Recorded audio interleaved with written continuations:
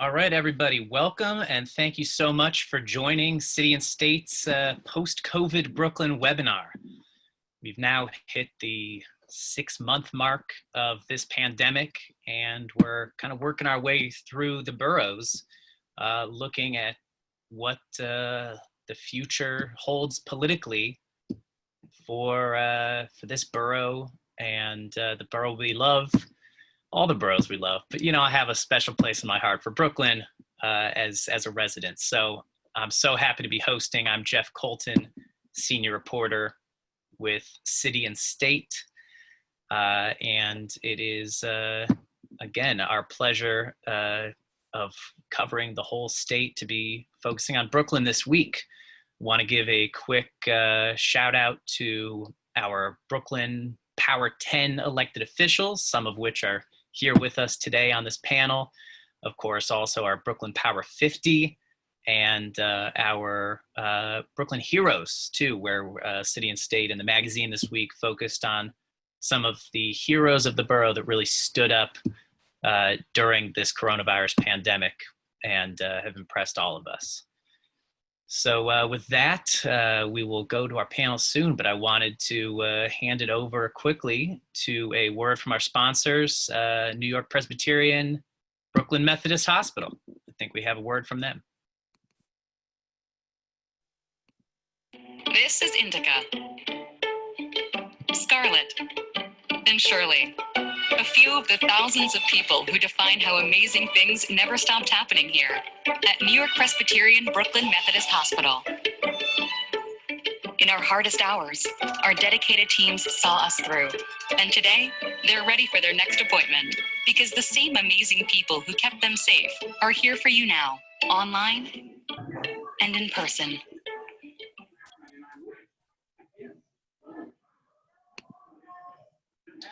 All right, thank you to Brooklyn Methodist. Also thanks to some of our other sponsors today, the Brooklyn Chamber of Commerce, who we have on this panel, Maimonides Medical Center, also we'll be hearing from later. HITN, the Hispanic Information and Telecommunications Network, is supporting us today, based in the Brooklyn Navy Yard. And of course, Spectrum and Charter Communications. And with that, I would like to hand it over to Najee Roach, who is the Director of Government Affairs at Charter. So Najee. Thank you, Jeff. It's definitely an honor to be here today for this wonderful event, celebrating our achievers and honoring those who have stepped up and gone above and beyond the call during these difficult times. And for the spirited discussion that's going to focus on important issues that we know are facing the borough and our city at large in the future. In particular, I'm honored to represent my company, Charter Communications, also known as Spectrum, the sponsor of this event. I definitely think it's fair to say that 2020 has been a year unlike any other. We've been through the ringer, and we're still here, we're still standing. So that's definitely something worth giving thanks for and celebrating. And particularly here in Brooklyn, where we're continuing to struggle and we're all still adapting very much so, but this is what we do best. We've done it before, and that's what makes New York great. Amid the chaos and the challenges, it's always comforting to look around and see the good in our lives, and definitely the heroes that step up from difficult times to make our city great. And as we've seen countless times, the people who run to the crisis, it's always easy to take cover and ride it out, but there's a special set of heroes among us that run into chaos. They are the leaders, they are the heroes, and I'm glad that this event is happening so we can continue to celebrate their efforts. As we know, companies did everything they could to help out the community, and we at Charter especially, we are a part of the community. The majority of our customers and our workforce, and even here as myself, we're all residents of the city, and so we very much want to be a part of its recovery, and of course what makes it great.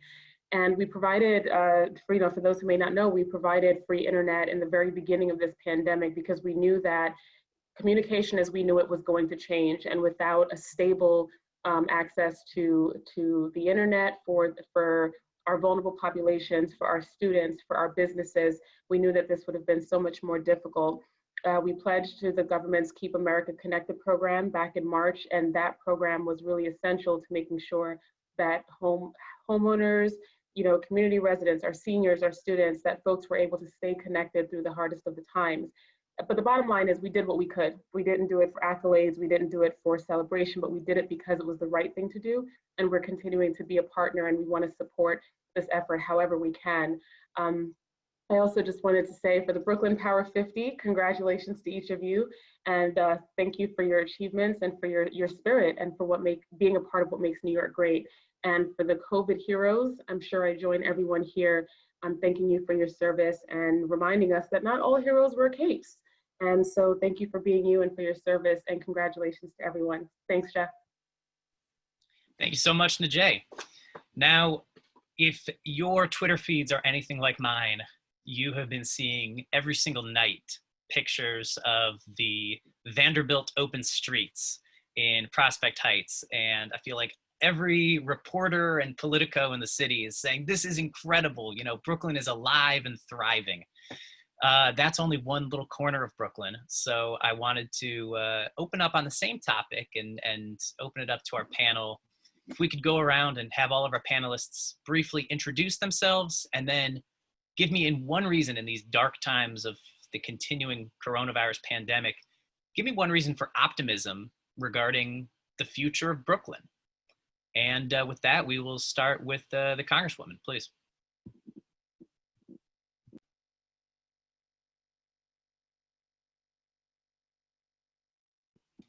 Sorry for that.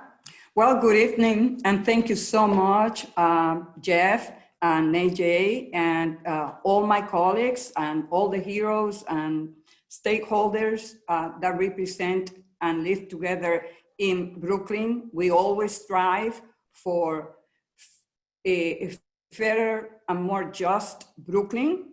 And that is one important aspect that we have seen throughout this pandemic is the capital, the human capital, how people came together to deal and tackle this issue.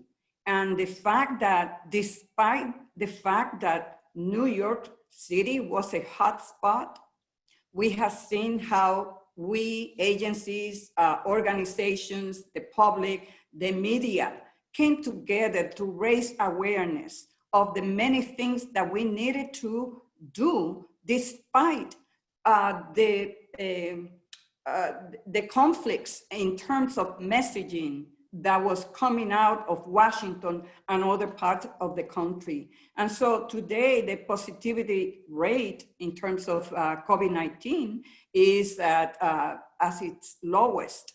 And so that gives me optimism that despite the fact that we lack national leadership to deal with this unprecedented crisis that is at the grassroots level, that is at the city level, at the state government level, that we have been able to tackle this issue. But we are not out of this yet, and we need to do more. Thank you so much, Congresswoman. We'll move to Public Advocate Jimani Williams. Tell us, introduce yourself briefly, and give us one reason for optimism about the future of Brooklyn. Well, thank you. As mentioned, Jimani Williams, Public Advocate for the city. I got to just open up by, I know we're looking for optimism, but I'm really not doing okay. So I have to lift up Breonna Taylor, have to lift up what occurred because we were told that damage to property and threats of possibly killing someone is worth more than a Black woman who's sleeping in her home. That's a lot to stomach. And I just want to make sure I give space, particularly Black folks who have to go to work tomorrow and act like everything's okay, especially Black women who don't have that space to be able to show that they're not okay. So I just want to make sure I lift that up because I'm struggling with that, and I assume a lot of other people are struggling with that. And it's also obviously interconnected with the pandemic. So that same community, although it hit all of us, were hit among the hardest with the pandemic, as it exposed. It didn't create any new problems. It exposed all the ones that have existed, ones that we have failed. But my positivity lays in, I hang out with a group of people who I believe are actually a part of the America that has always shone in the darkness. And I believe that we are part of the light that's gonna help guide us through this darkness. And I believe New York City is resilient and has been, and that collectively together we'll move past this overlaying pandemics that we're going through right now. I know that this was titled post-COVID. I just want to make sure we're clear that we are not post-COVID. We have a lot more work to do. But only way I can get through this is remaining hopeful and using the past darknesses that we've got through to help guide in the future. Thank you. And yeah, for better or for worse, we are looking ahead to a post-COVID Brooklyn. As we saw with the new cluster today, we are very much still battling it. With that, I'll actually switch over to somebody who's in the midst of it. Kenneth Gibbs, President and CEO of Maimonides. Sorry, I can never say that correctly. One reason for optimism here. It's not your mom. It's Maimon. Okay. Anyway, hi. Greetings, everybody. I'm Ken Gibbs. I am the CEO of Maimonides. I think we are sort of to date the 4th hottest zip code in the city. There was a week where we were probably the hottest zip code in the country. The phrase post-COVID in and of itself has a certain optimism to it. But on the other hand, we will get there. In terms of cause for optimism, I think I just want to say something that I hope everybody says and believes, and that is because we are Brooklyn, and we are the people of Brooklyn. And it is the diversity and the character and the culture that will enable us to deal with what I refer to when we talk internally as incredibly dark clouds. But I think it is our character that will drive us forward. And just as an example, I mean, we have top 10 survival outcomes in the country, but we serve zip codes that are 45% foreign born. Our strength is the diversity. And I will say, I say it internally, I say it externally, we actually are a better organization today than before the pandemic started. And that is because we learn, because we collaborate, and because we deal with challenge with urgency and with character. Thank you, Ken. Senator Salazar, please share with us a reason for optimism. Sure. Thank you so much, Jeff, to all the panelists. Thank you, Najee. I'm really excited to be here with you all. And there is a lot to lament in this moment, right? And still much work that needs to be done to get our borough and our city to a safer place for everyone. But amidst all of it, I think what inspires me the most is seeing everyday people who, unlike many or all of us, are not paid to address the needs of our neighbors, right? But the volunteers and people who have really stepped up, created, almost immediately when the pandemic hit, mutual aid networks in my own district. I've seen it every single day in North Brooklyn Mutual Aid, in Bushwick Mutra, in Bed-Stuy Strong, the local community fridges. All of these efforts are what really inspires me and gives me hope in a moment when sometimes the government's efforts are failing our communities, and when there's a lot of devastation. It's just really encouraging to see people rise to the occasion and our neighbors taking care of each other. Thank you very much. Senator Myrie, please introduce yourself and give us a reason for looking ahead. Thanks, Jeff, and thank you to City and State and to my fellow panelists. Please forgive me if my voice goes out. I've been battling a pretty bad case of pharyngitis, so just wanted to preface that. I'm born and raised in Brooklyn, have lived on Flatbush Avenue my entire life. And the truth is that we haven't had much choice but to be optimistic. As our public advocate said, to be a Black person, to be a person of color in this country, you are either optimistic or in a constant state of rage. And what we have seen happening in this country, including what we have seen today, gives us more reason to be outraged. But what has given me hope is that even in the midst of an unprecedented pandemic, particularly in June and July, we saw every day people marching on Flatbush Avenue and going to the Barclays Center and coming together, and people of all races and ages and creeds who were still able to stand up for what they believe to be justice. And that makes me optimistic. I, of course, am very myopic in thinking that Brooklyn is the center of the world. It is Brooklyn, USA. And I'm very proud that a lot of the movement for justice has been led out of Brooklyn. And so I'm optimistic about the future because I believe that we will lead the way. Thanks so much. And also to President and CEO of the Brooklyn Chamber, Randy Pierce. Please share with us. Hi, everyone. Jeff, thanks so much for having me. Thank you also to all my fellow panelists and to the public advocate for pointing out that we are not post-COVID, for sure. So we need to remember that. What gives me hope and optimism is the amazing small businesses throughout this borough, the resiliency, the creativity of our entrepreneurs, from Brooklyn Beach Shop out in Coney Island to Edith's Hair World in Pitkin Avenue in Brownsville, to Trini Jam Restaurant in my hometown of Canarsie, to Verrazano Vision and 3rd Avenue in Bay Ridge, to Edie's Grocery up in Greenpoint on Manhattan Avenue. I mean, we have some of the most amazing small business owners anywhere in the world, and they are resilient, they are creative, and they will rise above this challenge as they always have and they always will. And we will do so on the backs of that creativity and that ingenuity. So I'm there for them each and every day. That's what I've devoted my entire life to at this point. And we're going to save our small business ecosystem here in Brooklyn. Thank you so much. And a reminder to everybody watching this, if you are on Zoom, please join in the Q&A. We don't have any questions yet, but at the end, I am hoping to grab a couple of questions from the Q&A and ask our panelists. So don't be shy, ask a question, upvote the ones that you like, and I'll try to get around to that. I'll say for the Queens event, there were like 47 questions that were asked. So I know Brooklynites also have questions for our panelists.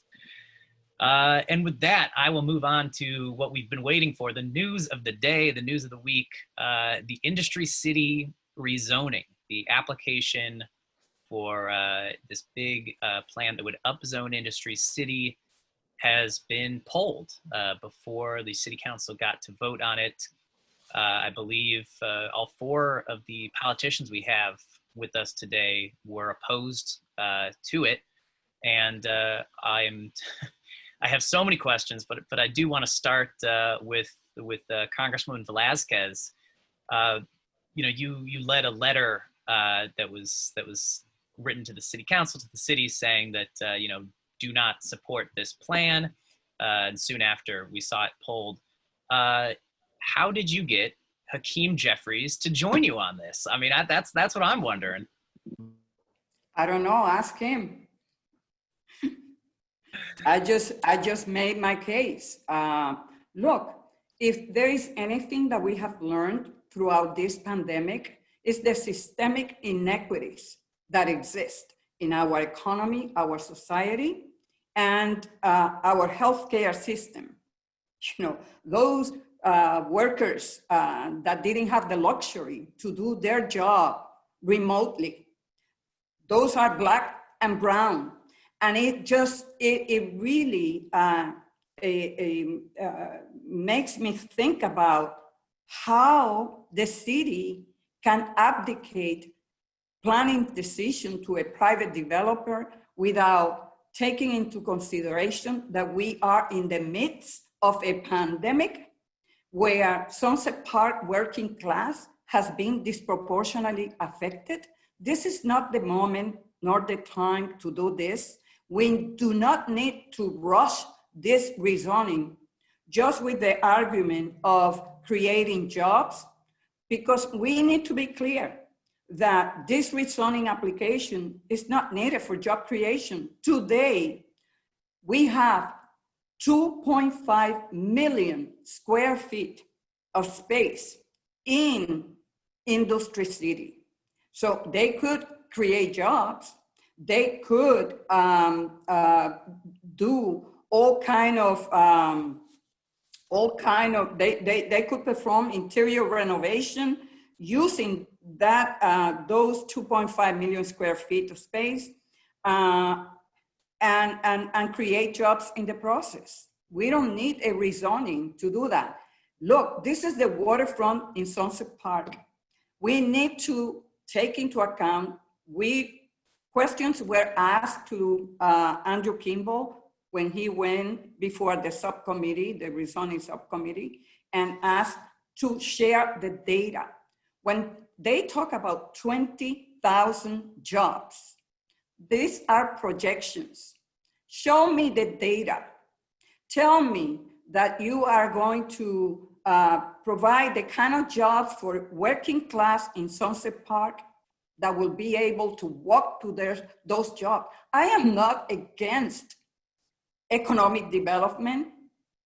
I am the chair of the Small Business Committee, but also it is my responsibility to protect a community that has been impacted by gentrification. The 4th Avenue in Sunset Park was rezoned. Tell me, where is the affordable housing that was promised? Show me one rezoning in New York City, in Brooklyn, where the developers kept their promises. Show me the community benefits in any of those rents. So what we are asking is for this rezoning that is massive and unprecedented to be driven by the community, to bring the community to the table. Once we have a level playing field, let's then do the work. But I'm just sick and tired of planning that is lacking coming from New York City. The mayor and the city agencies have a responsibility. Rezoning is a complex issue. We need to provide technical assistance to that community so that they understand how to navigate the process. I told this for 2 years to Andrew Kimball, and I told him, rest assured that if at the end of this process, I am not convinced that we are going to provide the community with the tools that they need. Where is the enforceable provisions within the application? Nowhere. So yes, I will fight to protect the interests of my community, and I will welcome the developer to sit down with the stakeholders and do this right, because we have one shot. Then don't forget climate change. This is not a topic. This is not a theme. This is real. What type of investment is required to guarantee that that waterfront will be protected, that the industries that are there and the community will be protected with this massive, unprecedented rezoning? I want to bring in State Senator Myrie into this too. He represents part of Sunset Park.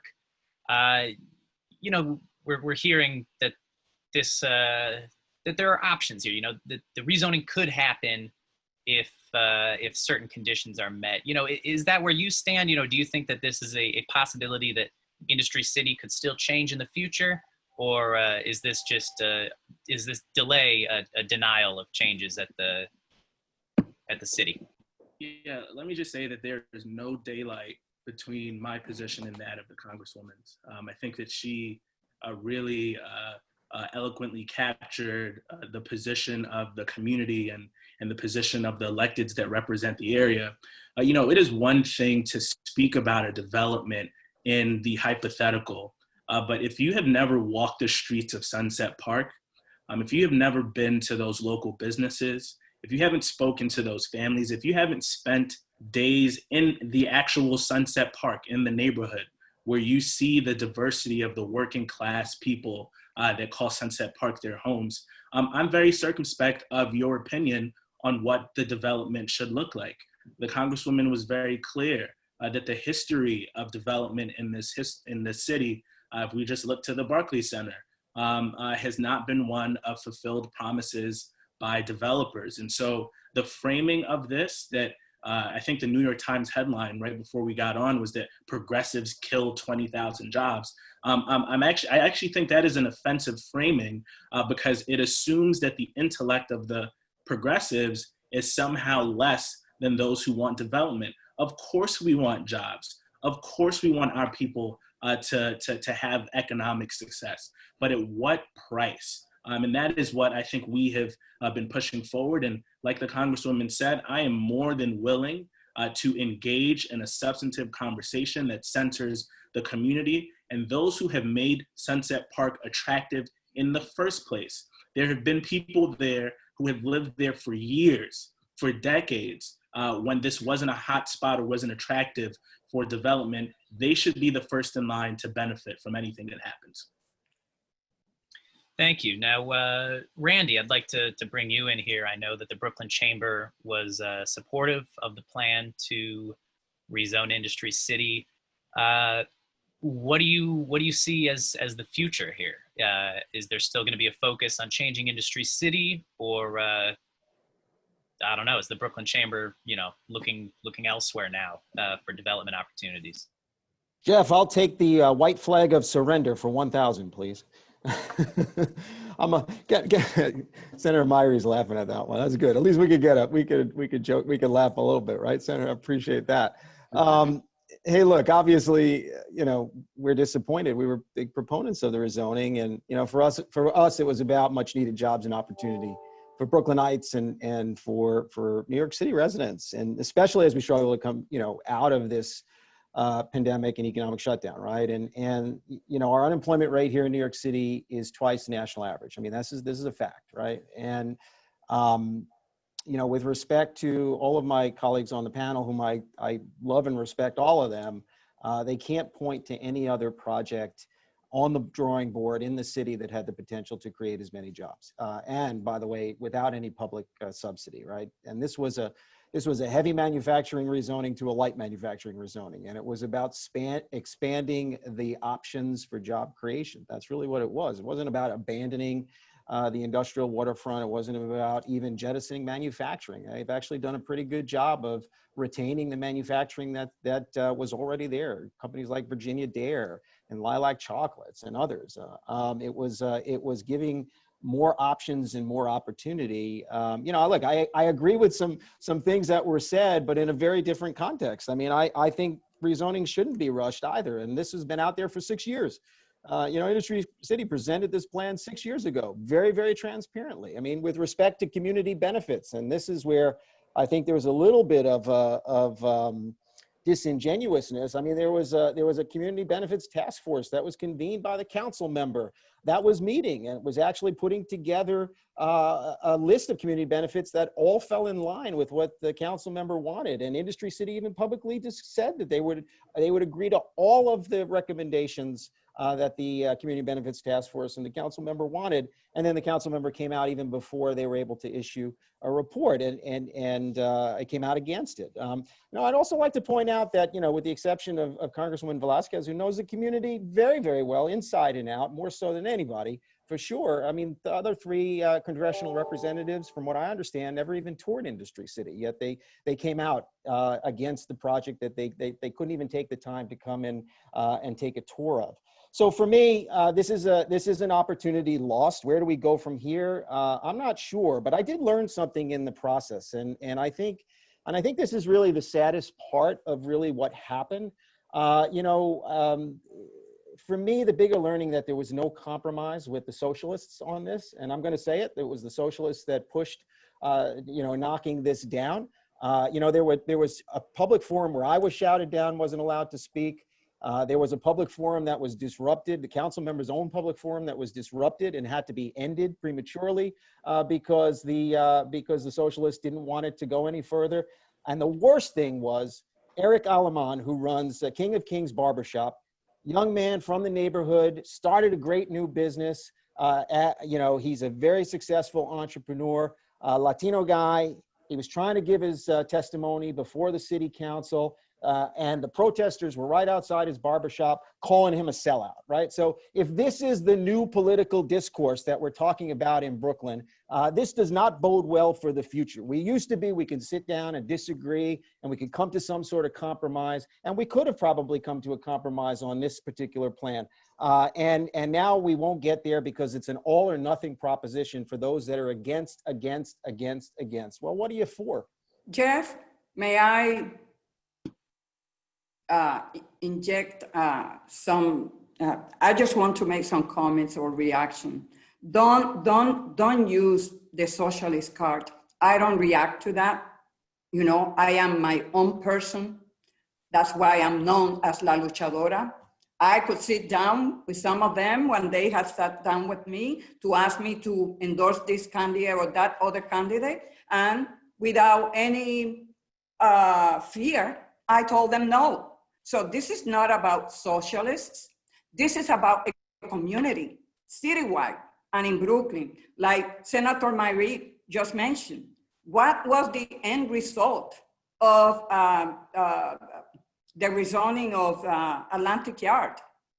The displacement of brown and black people, most of them black people. Where are the affordable housing that was promised? So people are tired. And when they sat down with City Councilman Carlos Menchaca, who called me many times to ask me to call the mayor and to call the city council and to let them know that the community needed technical assistance. So you need to reform the ULAR process. You need to reform zone laws so that it empowers the communities that are going to be most impacted. Then we will have a more peaceful meeting or discussion. But people are fighting for their livelihoods. It's just not fair. It's just not fair. Go to Williamsburg, a studio apartment of 500 square feet for over $1 million. That's what rezoning brought to Williamsburg. So we need to have a process that is more fairer and that will empower the different stakeholders to have meaningful input. Now, we do have a couple Democratic Socialists on the call. I wanted to ask either Senator Salazar or Public Advocate Williams, neither of you, well, I guess Williams represents the whole city, but neither of you are from Sunset Park, and yet, you've had your voices heard. You've been part of this conversation. Wondering if you have some reaction here about the progressives or socialists on this debate. Well, Senator, go ahead. No, it's fine. I'll jump in. There's a few things. One, and now Randy and I go way back. We caused a lot of trouble in Brooklyn College together. So I have a lot of respect for him. One problem with kind of just summing it up with socialists is, two, people always forget the democratic part. So I want to make sure we throw in democratic socialism. And the main one is it actually devalues the community who have been raising these issues for a very long time. They just weren't heard. And it devalues these same issues that have come up every single time rezonings have occurred. People just ignored them. So these are not new issues that are being raised. These are similar to the ones that are raised every single time, and we kind of just run roughshod of it. And I agree with Randy when he's talking about the unemployment rate above the nation, including, and if you just look at Black unemployment rate, you'll go crazy. My response to that is all of the rezonings in the past 10 years have brought us here. We are here with all of the other rezonings that have gone in and promised the jobs to address those unemployment rates and promised the housing to address the affordable housing crisis and deal with homelessness. And none of it was true. And so we have been very myopic and short-termed when it comes to rezonings. And so I'm not characterizing this even as a win. I feel the way I did after Amazon. I'm very happy that the community was heard, but I'm sad that there was a lost opportunity to do responsible development. That's all people are asking for, and that is something that we can give them. And I do want to correct when people say there was no subsidy. Rezoning, I consider a subsidy. We are giving something to someone. So government is giving them something. So we can't say that there was no public subsidy in there. We have to make sure that Hudson Yards is not just sucking every billions of dollars of taxes in a time when we need it. And then Atlantic Yards is still not giving us the affordable housing that were promised. And even the ones that we have aren't particularly affordable. So we can do this. What has happened is rezoning is that a few people have gotten a lot of money and the rest of the city has not benefited.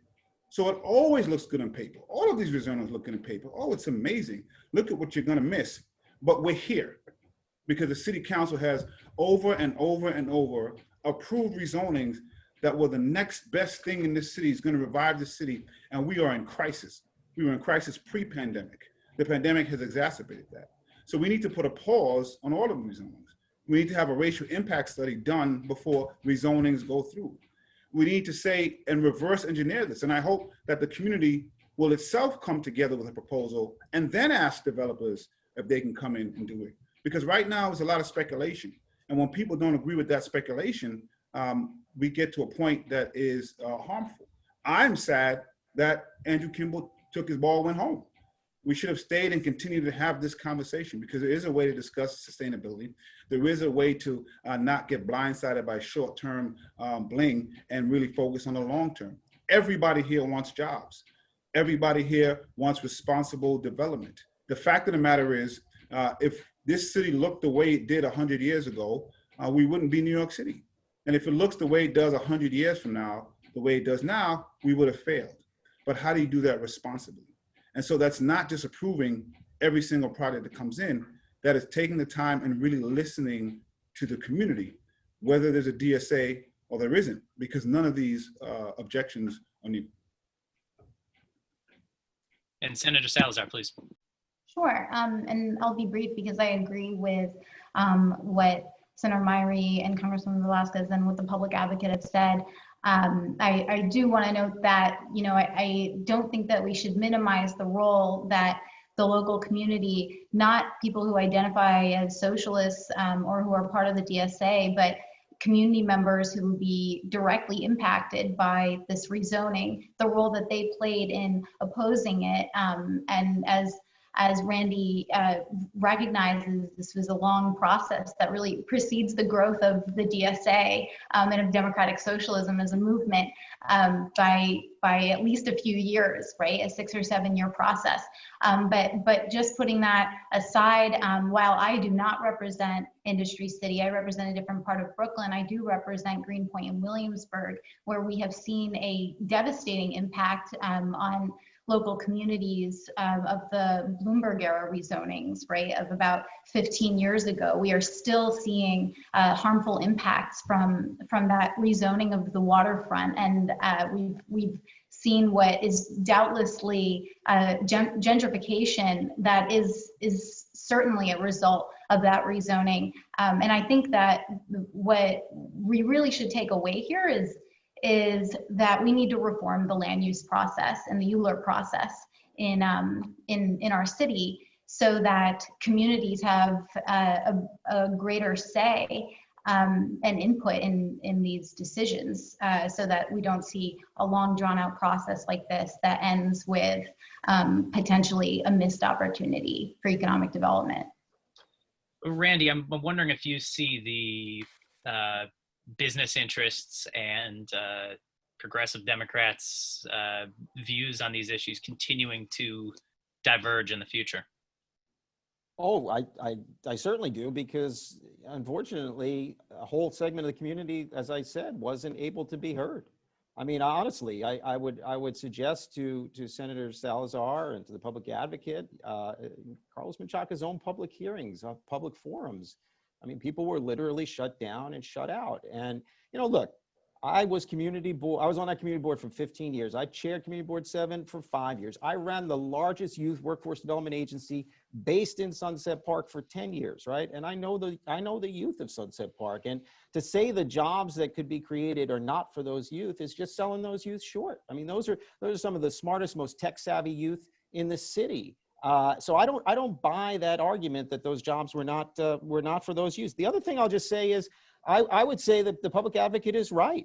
This is not the way it was 100 years ago. Yet the zoning, M3, heavy zoning, manufacturing zoning, is exactly the zoning from 100 years ago. And the simple updating to an M1 which is light manufacturing was a much better way to sort of approach a range of options in terms of job creation. I mean, that's really what we were talking about. So, you know, I think there were a lot of complex issues related to this. And, you know, Andrew Kimball and Industry City tried to negotiate in good faith. I know you don't want to believe that, but starting 6 years ago, they wanted to be super transparent and sort of lay out there what the game plan was. And by the way, there was 900 jobs at most prior to Jamestown and Andrew Kimball coming on the scene. Okay, so they already had a track record of creating 6,000 new jobs in that community, of which 33% were going to local residents. There was a whole host of MWBEs that also benefited from the procurement opportunities. There were a lot of community benefits. But, you know, a lot of the folks who really wanted to stand up and demonstrate that support, they got shouted down. And I don't think that is right. I am so sorry, but if that is the discourse that we're talking about, that's not the discourse of the Brooklyn that I know and love. And I just say, and I agree, I believe everyone's voice needs to be heard. So I'm into that.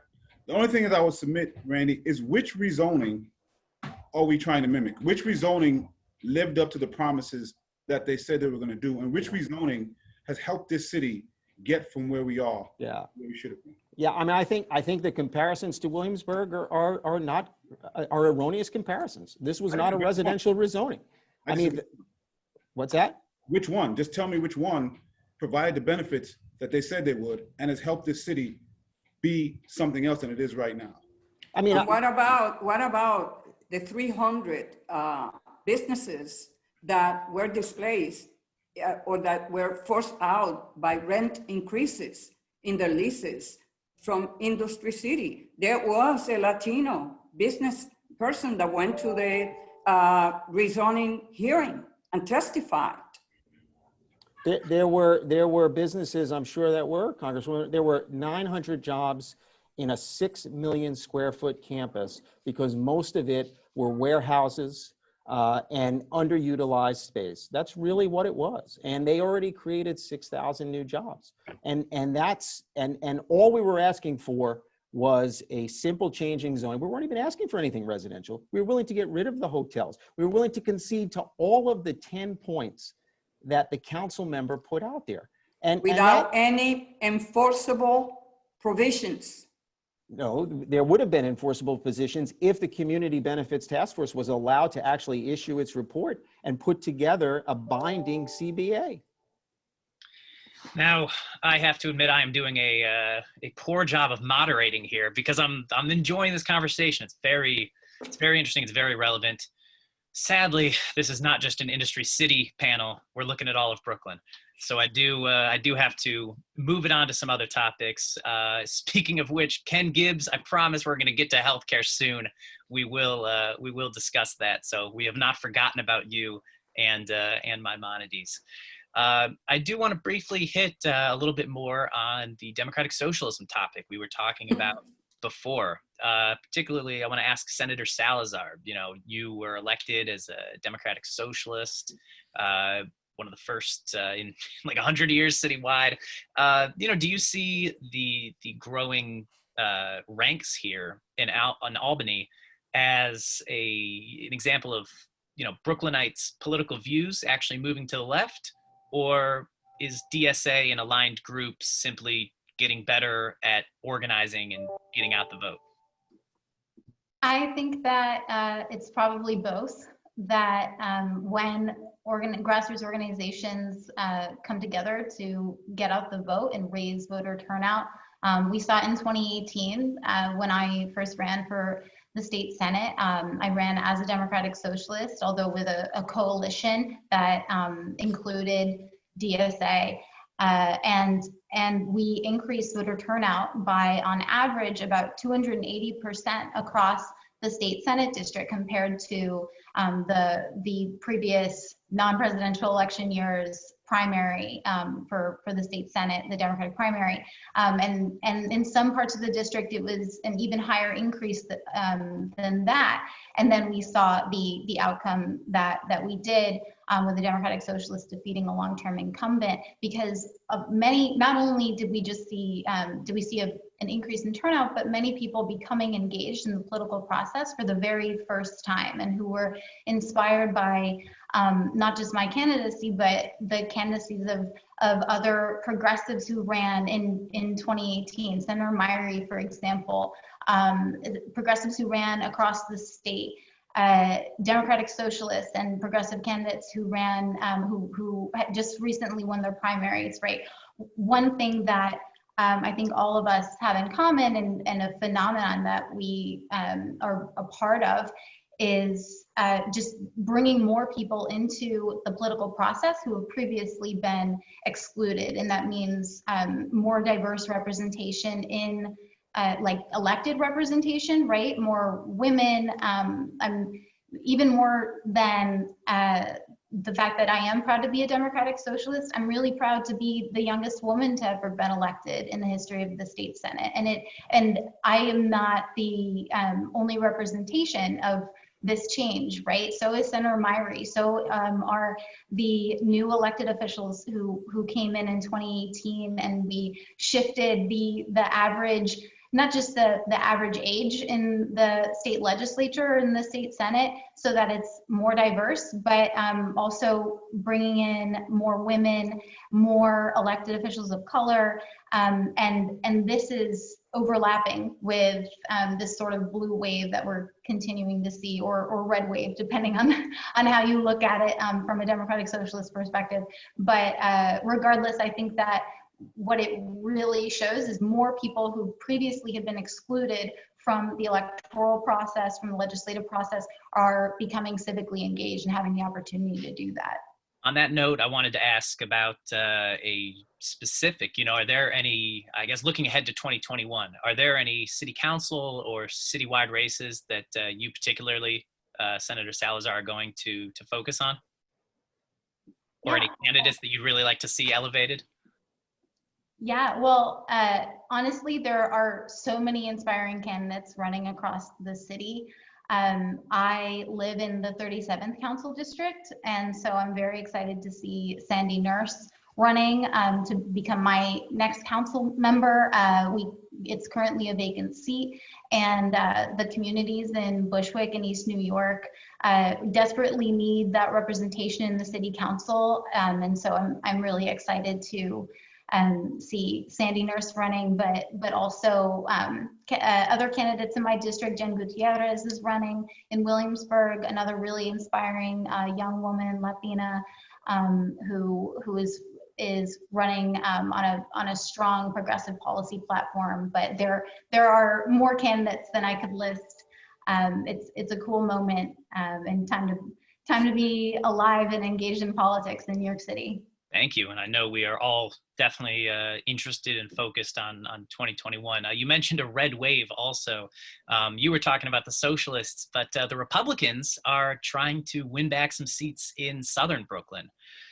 So I wanted to, and also I should note, we got to keep these answers quick. We are running out of time. We've got some good topics I want to hit.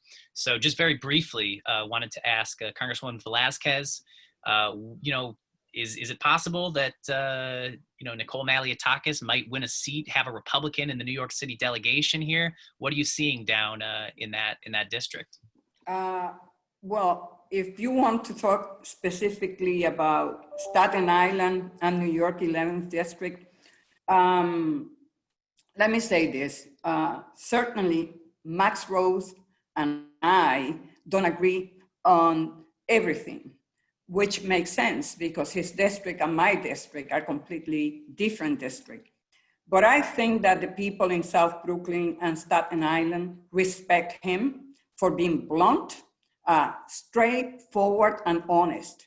And people are tired of the rhetoric. They want results, but also they want honesty. And that is very important. He has taken on Donald Trump. He's not afraid. He doesn't shy away from a good fight. And I think people that is welcoming. Max, in that sense, is a breath of fresh air. And I believe that when you produce tangible results, like the split tolls there, and also transportation issues, how much he has done to provide resources to his district, that he's going to get reelected, even in spite of Donald Trump and how popular the Republicans has been in that district. But he's working hard, and people are going to vote for him again. Right. Now, I can't say I'm surprised that that we think the Democrats are going to hold on to the seat, but it will be interesting to see if Brooklyn can stay, almost completely blue. I wanted to step away a little bit from the politics now and bring in Ken Gibbs at Maimonides and talk a little bit more about COVID. I mean, the healthcare system we saw was so overtaxed, especially in the month of April. I think things have gotten more under control, but just wanted to ask, from your position at the hospital, are you prepared for a second wave? Will there be a second wave? Will the hospitals be as busy as they once were? And what have you changed in the past 6 months as far as processes? In 30 seconds, right? As quickly as possible, exactly. No, so first, size, scope, and timing of second wave are not knowable, but there is an uptick now, so it could be a beginning. And the reality is that schools opening, restaurants opening, people coming indoors, people going back to work, cold weather, people coming indoors, cold weather itself, all those things will increase transmission. By the way, it doesn't mean that getting the economy going is wrong or that the opening plans are wrong, but there is just a reality that the multiplication of human interaction will increase the likelihood of expansion.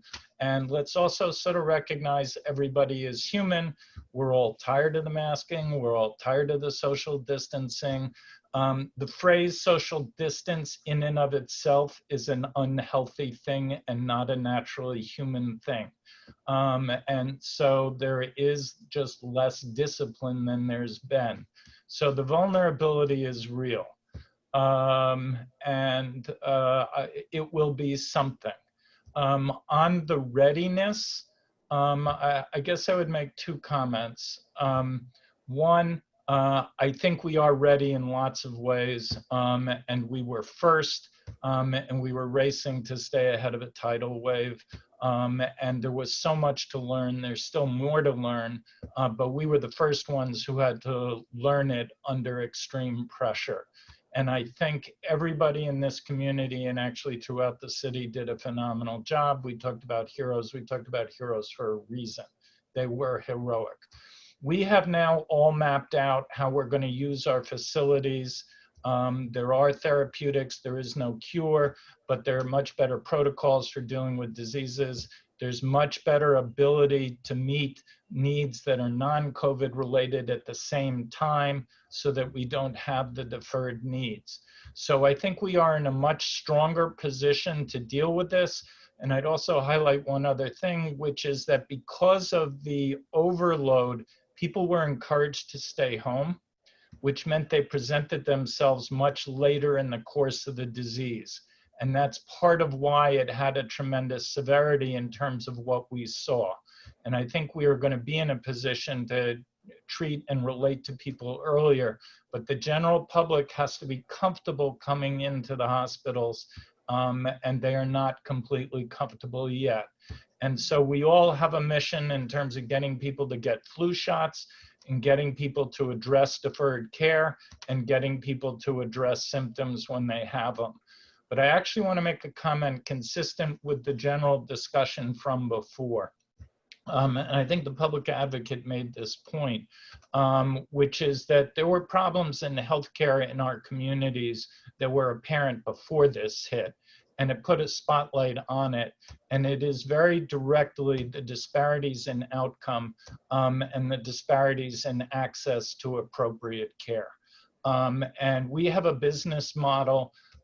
Significantly, Medicaid is the program that serves those in need. And I would just remind folks that the Medicare budget was totally challenged. The governor needed to convene a second MRT. That was before the pandemic hit.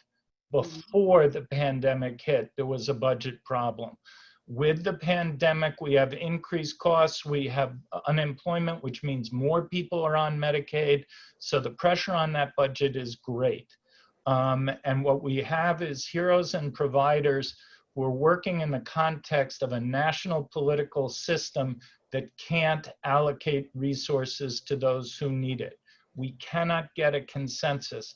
So providers are left on their own to deal with these issues. And I just want to give sort of one example of a ray of hope coming off the Medicaid reform program DSRIP. We have worked with our social service provider partners with the One Brooklyn Health System, and we've created something called the Brooklyn Communities Collaborative. We're a founding member with One Brooklyn Health and with CUNY, and it is an example of the institutions who are of communities coming together. This is a not-for-profit, and the first main focus is going to be a health enterprise hub in those communities, and it will be to use as best we can the employment power and the buying power and the innovation of the healthcare system to stimulate and support the economy of the communities that we function in, because we have to break the cycle of the social disparities that lead to bad health outcomes, that increase the cost and have a negative circle. And it is this kind of collaboration and working together and indigenous sort of development coming out of communities that will strengthen us, strengthen our well-being in the truest sense. And I just sort of say, having listened to the Industry City debate, and I would have my head taken off if I weighed in on it, but I heard consensus on the notion that the Euler process itself is not working. And it should not take 6 years for developers who want to create jobs and communities who want them created in a way that work for the community and are appropriately sensitive to the community to come together and find a way forward. And so there's room for all of us to be constructive and find processes and way to work together to find the common agenda. And we are Brooklyn, and that's what's going to make us succeed, and that's what's going to make us healthier. So thank you, Ken. And I should note, he's not just a healthcare guy, he's the former chairman of the Citizens Budget Commission. So he does know. Can I say something about what he was talking about, or are you wrapping up now? No, we're gonna keep going, but please keep it brief. But he is done. And I appreciate the position that Ken is in. I want to make sure I am just blunt on a few things. One is some of our reopening is wrong. The mayor's plan to reopen the schools is dead wrong and was wrong from the beginning. I want to make sure we said that. I do agree that we did some things under some immense pressure, but we didn't have to. I think we could have learned from other cities what they went through. We took instead the opportunity to relearn what some of the other folks learned about shutting down our systems a lot earlier. And I've said this is just me, so nobody else gets in trouble. We had the wrong president, the wrong governor, and the wrong mayor to deal with these pandemics that we have right now. If any one of them were different, we might have had some different outcomes. So I'm glad where we are right now, but we didn't have to go through what we went through. And I'm concerned only because we may repeat some of the same mistakes, and I don't want to see that happen. So I want to be clear about that. It was just awesome. I think it was Senator Salazar mentioned to see ordinary citizens step up to try to fill the gaps of government and to see the heroes without capes going in directly where people had COVID. You didn't have to guess day in and day out to help us get through this. The last thing I just wanted to say, as we said before, I just want to be careful. We keep throwing out, we're starting to use DSA and democratic socialism as either a bad word or some kind of negative thing. I just want to remind people, Martin Luther King was a democratic socialist. Maurice Bishop, who was the prime minister of Grenada, where my parents are from, was a democratic socialist. The things that people are talking about, from Angela Davis and many people about policing, have been talked about for a very long time. And now I don't want to delegitimize the work that Black people in particular, Black and brown folks, have been doing for a very long time. And so while I think DSA needs to do a little bit more work, even though they're getting Black candidates in the Black community itself with some local leaders, I am happy that there's a group of people who are pushing this. I'm happy to be a proud member of DSA, but I don't want to devalue some of the work that was done long before folks came about. And I look forward to working with DSA to move a lot of these issues that many of us agree with. People want healthcare right now. People want their student loans forgiven. These are all things that people agree with. So we just want to be careful that we don't further divide unnecessarily. Thank you. And as Ken mentioned earlier, talking about Medicaid funding expansion, I just want to keep this very quick. To our state legislators, I know that the budget is still really up in the air. Have you two been included in any discussions here? Is there a chance of going back to Albany for session, or is this just kind of the waiting game? You want to go, Zona? I'll take that that question.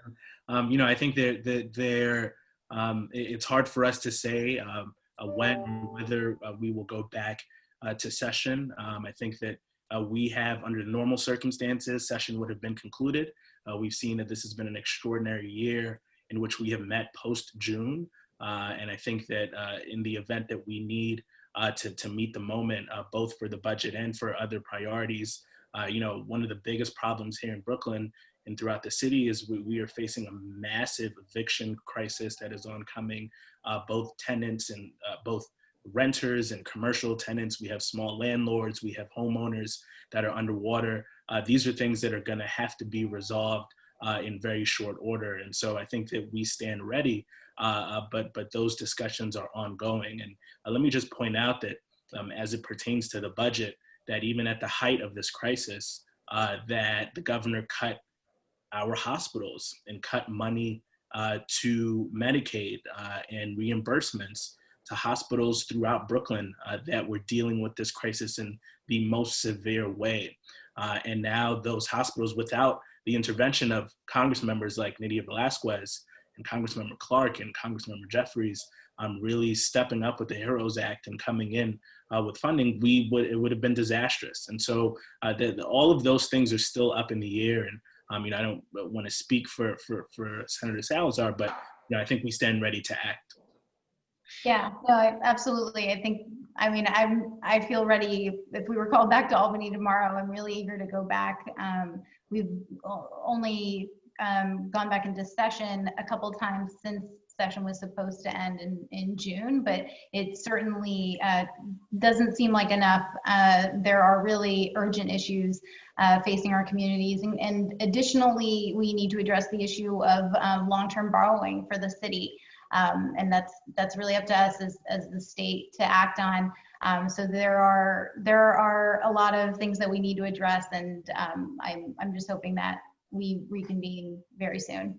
A lot to talk about there. I do want to, we're going to go a little bit past 6 p.m., by the way. Not far, I promise. We'll wrap up soon. But I did have to bring the conversation back to the streets of Brooklyn. We were just mentioning challenges with making rent. That's not just people living in apartments. Yeah, that's businesses. I saw the stat today that it was, I think, 9 out of 10 restaurants could not pay their full rent in the last month. So just wanted to ask Randy briefly from the Brooklyn Chamber of Commerce. I know he had some information about basically just how much these small businesses are struggling, although some are thriving, I hope. Thriving, I wouldn't use that term at all, but I will, because I will say, you need to understand our whole entire small business ecosystem is at stake if we don't get certain things right. But we do this, Brooklyn Chamber of Commerce does do a monthly small business survey, and our data is pretty solid. And I think it's important we put out some numbers. This is just coming from our August survey data. 50% of small businesses indicated that revenue is down more than half compared to this same time last year, 2019. Only 13% of businesses indicated that they were even breaking even. 53% of our minority women business enterprises will struggle to stay open over the next 3 months, according to what they're saying. 39% of the small businesses are saying they owe some sort of back rent going back to April. Yes, I believe it's higher for the restaurants. And only 1 in 5 landlords have been offering concessions.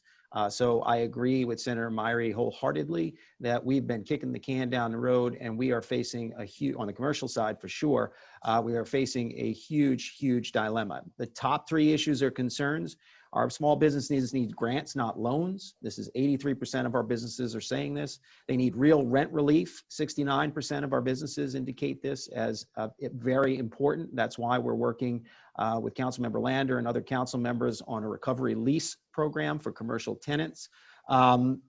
And the third thing that's come up recently in terms of the top three, they're very concerned about overzealous enforcement. And I will say, this is not the time for government to wield the enforcement hammer on our small businesses. There are changing regulations day in and day out. Each phase that's unveiled, it seems like it's been arbitrary in terms of the type of regulations that are applying to which businesses and which industries.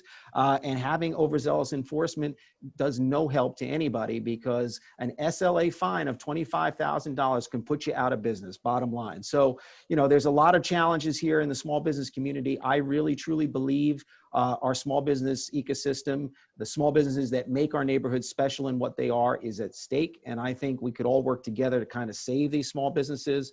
I know, Jeff, we had talked about how local some of these issues are. You know, whether you're the businesses on the boardwalk of Coney Island who are down 80 to 90% because the amusements never opened, whether you're the businesses in Sunset Park on Fifth Avenue, which had concerns about illegal street vendors prior, and now that the NYPD isn't doing enforcement, we've seen that issue hurt the brick and mortars even more so. Whether it's the businesses on Myrtle Avenue and Clinton Hill because Pratt was shut down and not as many workers were going to the Navy Yard. You know, look, there are all localized micro issues, but all the businesses are getting to the same place. Nobody's thriving. Everybody's trying to survive. And there are some businesses that just aren't making it. So we got to act fast. We have to act decisively if we're going to really save this small business ecosystem. Brief follow-up for the Congresswoman. I know that this is really your area. There's been a lot of issues about the federal help for small businesses really being focused in Manhattan. I know there was some serious racial disparities about who owns those businesses. Is there anything the federal government do? Respond briefly. So, you know, we passed the relief package back in March, the CARES Act. And in it, we have the PPP program and the IDOT program. We provided in New York City over 171,000 loans, totaling $18 billion, and saving basically close to 3 million jobs. But that is not enough. This is an unprecedented crisis, and businesses, particularly minority businesses, female businesses, they are 40% of those businesses in Black communities and brown communities are closing their doors. We are working here on another package, but the beauty about the PPP was that if people kept workers in the payroll, those loans turned into grants. They were forgiven. And but the rollout of that program by the administration was really a disaster. It didn't provide clear guidance, didn't have oversight and transparency and accountability. So a lot of the money and the loans ended up in businesses that didn't need it. You know, the banks basically reach out to their customers, and 90% of those who have pre-existing relationships with the bank were able to access those loans. But for Black and Latinos that didn't have pre-existing relationship with banks, they didn't have the opportunity to access those loans. So in the package that I'm working now, we are putting 25% of the money to target those, the smaller of the small businesses that are basically underserved community and brown and Latino and brown and Black owned businesses. So we have a lot of work to do, but let me just say something that is really important. We need to be clear that our city and our nation will never return to full economic health until we have tackled the public health crisis. We're gonna be soon in the second wave of this pandemic. And now in the package that I'm working on, we will provide secondary loans for the restaurants. What is going to happen 6 months from now? What is going to happen a year from now if we don't have a vaccine, if we don't put the resources that are needed to trace and to contain the virus, but also to trace the virus and to be able to contain the virus? Until we have a vaccine, we're going to be risking a lot of the issues. We are going to be facing a lot of the issues that we are facing today. It's not enough to say, let's open the economy. Thank you. It's not, Mm-hmm. I don't want to, I want to be like a good politician here and make a promise that I can keep. So I'm going to have to ask one question from the Q&A. I know we're running out of time. So thank you to all of our audience members who did ask. We got 32 questions. And I promise I'm going to read all of them. I'm going to ask the politicians in the future. But today I just have to ask one, particularly to Public Advocate Williams. You're the one that can introduce legislation. You've got your foot on the ground in City Hall. What is going to happen to outdoor dining? A lot of people are wondering about this experiment. It is really the most visible way of seeing our small businesses that are staying alive in some way. Is it going to be able to go through the winter? Have you heard from de Blasio? And this will be our final question. So let's try and keep it short. Well, I prefer to be called elected official. A politician has a kind of negative connotation to it. But I always remind folks also, I was a small business owner. Mine didn't work out so well, but I had some experience in that. So I always bring that to the table. And I would say this, one of the problems has been the uncertainty. And what our leaders need to be doing is articulating a plan. I don't think anyone believes that the plans may not change slightly or that we have all the answers. And as Ken Gibbs pointed out, just the mere fact, whenever we decide to reopen, cases are gonna go up. Our job is to minimize the risk and have an articulable plan of how we're minimizing it and how we're reopening. We failed to do that. And so in that failure, everybody's grasping at straws about what to do. We do have to find a way using science and equity to start to reopen some of these things. And we have to explain what it is we're doing while we're doing. The schools, for example, was stupid risks spending money that we don't have. We didn't even need to take that risk. I do agree when it comes to our small businesses, we have to find a way to keep them thriving. So if it's outdoor, let's put a plan in place of what we're gonna do and say, this might shift as the numbers change, or this might shift as the science comes in, but here's the plan for now.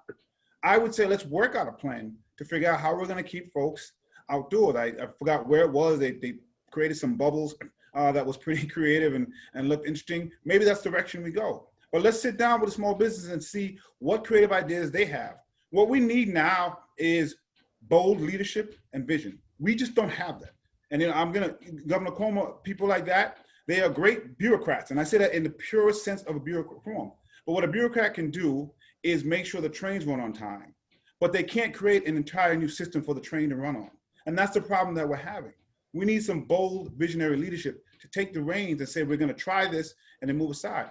We may have to look at the science and talk about the ventilation, and maybe we can keep doors open and see what we can do with indoor dining. But we do know that is some of the spaces where most people interact, and it kind of spikes up the rates. But we should look at what's happening outside of New York City, where people are reopening and are eating, what's happening there. And so it's the lack of a plan that I think, and I'm sure Randy can jump in here, that I think is driving everyone crazy. And we can't have this because our businesses, I think everyone will agree here, our businesses, which are our lifeblood, just can't be left out there dangling. And so we're not doing a really good job when it comes to that. Thank you, Public Advocates. And hey, maybe next time City and State hosts an event, we'll have to do it on an open street. Maybe we'll make some bubbles. Everybody can have their own. We'll help the small business that way. So thank you so much for all of our viewers. And thank you especially to our panelists who joined and gave us their time. I really appreciated the debate and how we were able to get to so many topics that hit Brooklyn. I also want to thank the Brooklyn Chamber of Commerce, Maimonides Medical Center, the Brooklyn Methodist Hospital, Spectrum Charter, and HITN for supporting us with this event. And hope that you all enjoyed the conversation today. So thank you so much for joining. Thank you. Thanks Thank for you. having us.